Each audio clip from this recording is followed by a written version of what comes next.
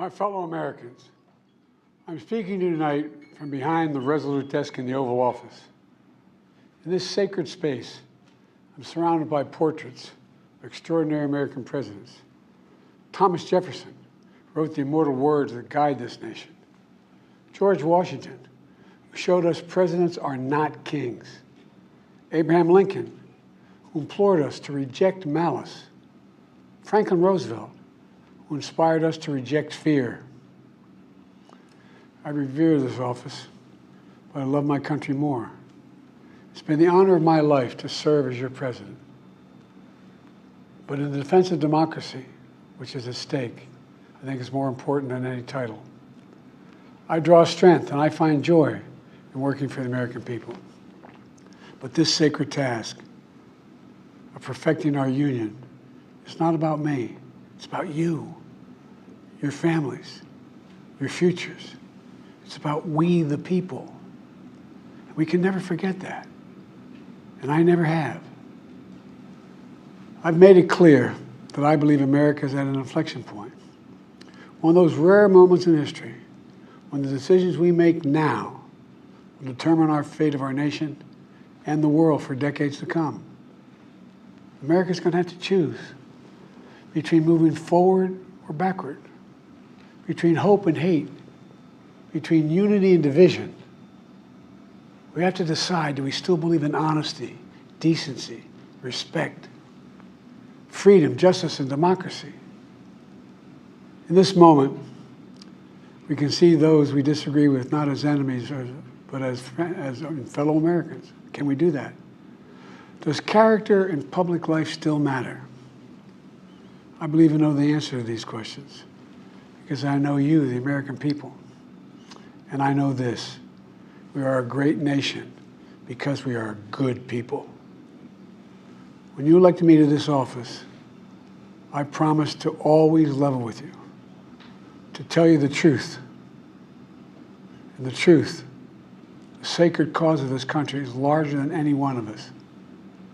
And those of us who cherish that cause, cherish it so much, a cause of American democracy itself, must unite to protect it. You know, in recent weeks, it's become clear to me that I need to unite my party in this critical endeavor.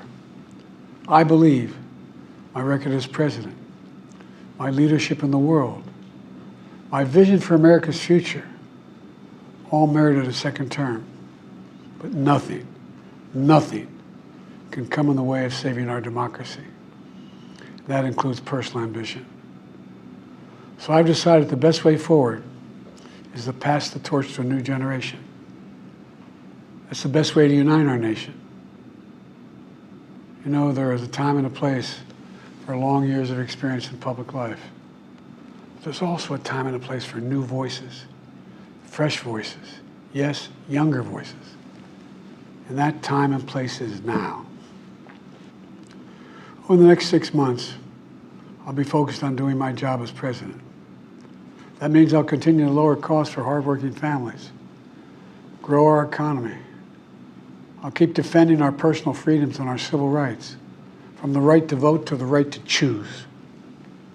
I'll keep calling out hate and extremism. Make it clear there is no place in America for political violence or any violence ever, period. I'm going to keep speaking out to protect our kids from gun violence, our planet from climate crisis that is the existential threat. And I will keep fighting for my cancer moonshot so we can end cancer as we know it, because we can do it. And I'm going to call for Supreme Court reform because this is critical to our democracy, Supreme Court reform. You know, I will keep working to ensure America remains strong and secure and the leader of the free world. I'm the first president in this century to report to the American people that the United States is not at war anywhere in the world. We'll keep rallying a coalition of proud nations to stop Putin from taking over Ukraine and doing more damage. We'll keep NATO stronger, and I'll make it more powerful and more united than any time in all of our history. I'll keep doing the same for our allies in the Pacific.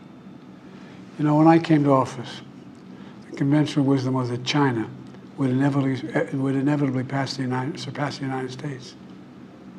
That's not the case anymore. And I'm going to keep working to end the war in Gaza, bring home all the hostages, and bring peace and security to the Middle East and end this war. We're also working around the clock to bring home Americans being unjustly detained all around the world. You know, we've come so far since my inauguration. On that day, I told you, as I stood in that winter, we stood in a winter of peril and a winter of possibilities. Peril and possibilities. We were in the grip of the worst pandemic in the century. The worst economic crisis since the Great Depression. The worst attack on our democracy since the Civil War. But we came together as Americans, and we got through it. We emerged stronger, more prosperous, and more secure. Today we have the strongest economy in the world, creating nearly 16 million new jobs, a record. Wages are up. Inflation continues to come down. The racial wealth gap is the lowest it's been in 20 years. We're literally rebuilding our entire nation, urban, suburban, rural, and tribal communities. Manufacturing has come back to America. We're leading the world again in chips and science and innovation. We finally beat Big Pharma after all these years to lower the cost of prescription drugs for seniors. And I'm going to keep fighting to make sure we lower the cost for everyone, not just seniors. More people have health care today in America than ever before. And I signed one of the most significant laws helping millions of veterans and their families who are exposed to toxic materials. You know, the most significant climate law ever in the history of the world. The first major gun safety law in 30 years. And today, the violent crime rate is at a 50-year low. We're also securing our border. Border crossings are lower today than when the previous administration left office. I've kept my commitment to appoint the first black woman to the Supreme Court of the United States of America. I also kept my commitment to have an administration that looks like America and be a president for all Americans. That's what I've done. I ran for president 4 years ago because I believed and still do that the soul of America was at stake. The very nature of who we are was at stake. And that's still the case. America's an idea. An idea stronger than any army, bigger than any ocean, more powerful than any dictator or tyrant. It's the most powerful idea in the history of the world. That idea is that we hold these truths to be self-evident. We're all created equal, endowed by our Creator with certain inalienable rights: life, liberty, pursuit of happiness.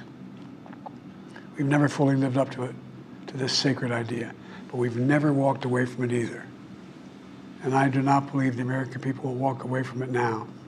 In just a few months, the American people will choose the course of America's future. I made my choice. I've made my views known. I would like to thank our great Vice President, Kamala Harris. She's experienced, she's tough, she's capable.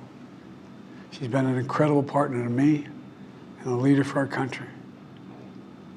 Now the choice is up to you, the American people. When you make that choice, remember the words of Benjamin Franklin hanging on my wall here in the Oval Office, alongside the busts of Dr. King and Rosa Parks and Cesar Chavez. When Ben Franklin was asked, as he emerged from the convention going on, whether the founders have given America a monarchy or republic, Franklin's response was, a republic, if you can keep it. A republic, if you can keep it. Whether we keep our republic is now in your hands. My fellow Americans, it's been the privilege of my life to serve this nation for over 50 years. Nowhere else on earth could a kid with a stutter, from modest beginnings in Scranton, Pennsylvania, and Claymont, Delaware, one day sit behind the resolute desk in the Oval Office as President of the United States. But here I am. That's what's so special about America. We're a nation of promise and possibilities, of dreamers and doers, of ordinary Americans doing extraordinary things. I've given my heart and my soul to our nation, like so many others. I've been blessed a million times in return with the love and support of the American people. I hope you have some idea how grateful I am to all of you. The great thing about America is here, kings and dictators do not rule, the people do. History is in your hands. The power is in your hands. The idea of America lies in your hands. We just have to keep faith, keep the faith, and remember who we are. We're the United States of America, and there's simply nothing beyond our capacity when we do it together. So let's act together, preserve our democracy. God bless you all, and may God protect our troops. Thank you.